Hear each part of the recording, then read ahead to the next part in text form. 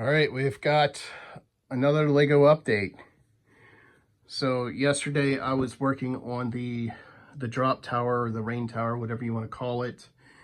And now I've seen a few videos of many people doing this in different ways with the orange brick separators, and some people use other things as well. So I've got Lego all over the floor. So this thing is so tall. I have been bringing it on the floor and working on it down there. So I'm trying to make the lift tower. I found a ton of tread yesterday, so I'm in the process of figuring out how to thread the tread into this little channel back here. Tread gets heavy, and I didn't want to put too much stress on the axles, so I decided to do 3 things of tread going up here. So there'll be tread here, and then tread here, and then tread here. I'm just working through trying to figure out how to transition from the tread in the front to the tread in the back.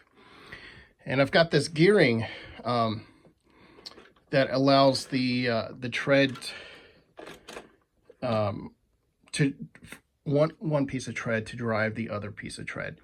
So instead of having a motor all the way at the top, I can have a motor down here on this one that controls all 3 conveyors or whatnot. And I have the ability to do it on the other side as well to keep it even and whatnot. The cool thing with 3 treads is I haven't worked this out yet, but I want to be able to separate this tower into 3 individual modules I can just stick together, and it's just gonna separate around the tread. So I need to go down here and then around so that back tread comes up. And I'll probably use some Technic lift arms to keep the tower pieces together with each set. But it's going to be much easier to break down and transport in the car, especially if I don't have to worry about putting the tread together and taking it back apart each time that I bring this out to a show or something. What else? I used up all of my red brick, or the majority of the 2x6 brick. I had a shoebox that size filled with red brick. And then I went with the yellow brick and then the blue brick. And then I went with brown and green because those are kind of basic colors, but I didn't have a beam in brown or green, so I went with dark reddish brown since that was the closest color I had available with that length. I then got into the grayscale colors because most of my 2x4 brick, I don't really have large quantities, maybe the tan, but it just wasn't calling out to me as something I wanted to use on this. So with the grayscale, I was like, oh, well, what if I start theming it as a castle? And you know, my dream is to eventually have a dragon flying around one of my modules at the top that's actually animated. So that is a possibility still. So I've got a lot of brickwork up there that makes it possible, and the little old castle windows help add to the castle theme. I was trying to look for these, but I don't really have this is the only one I could find. Yeah, so that's been a hoot. There's some issues with the tread, especially where I'm going to transition in the way that I've set it up so far. So I've got to work through a few problems. This is the other thing I was working on a little bit today. I was experimenting with brick bending. It looks like I've got a flat tire. I'd say the hardest part about this was getting the spokes to meet up in the center, but I finally worked it out, and I finally found a use for these A-frame plates that I don't use on anything. But oddly enough, I didn't realize this. If you use it, you end up with a center that's 5 bricks in diameter. I was trying to connect up a round piece here and try and connect 4 of them together. That's why I have 4 sticking out. But it's got an extra stud in length in the middle there, so you can't really pull that off.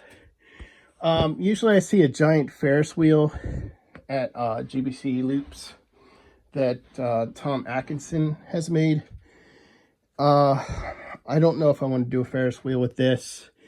Mainly everybody's going to be reminded of his stuff if I do that. I'm thinking about maybe something that just rotates on its side at an angle. And as the balls go up, maybe there's a maze or something, and then they make their way into the center. I haven't figured out what I want to do. It's just experimenting to see what I can do first and what I can pull off. I'm practically out of 1x2 bricks. I have a very limited few left, but this is like 1,600 1x2 bricks. It's 10 layers of brick, and it's there are 16 sections that are 10 bricks long, like that. Looks like some of the brick with the flat tire is starting to come apart, so it's not exactly stable at this point. I might have to look into what it's going to take to give some extra spokes, maybe bring the spokes in for more support overall for the wheel rather than just the one side. I don't think I can make another set of spokes for the other side of this wheel. But yeah, you can see how I start running out of bricks.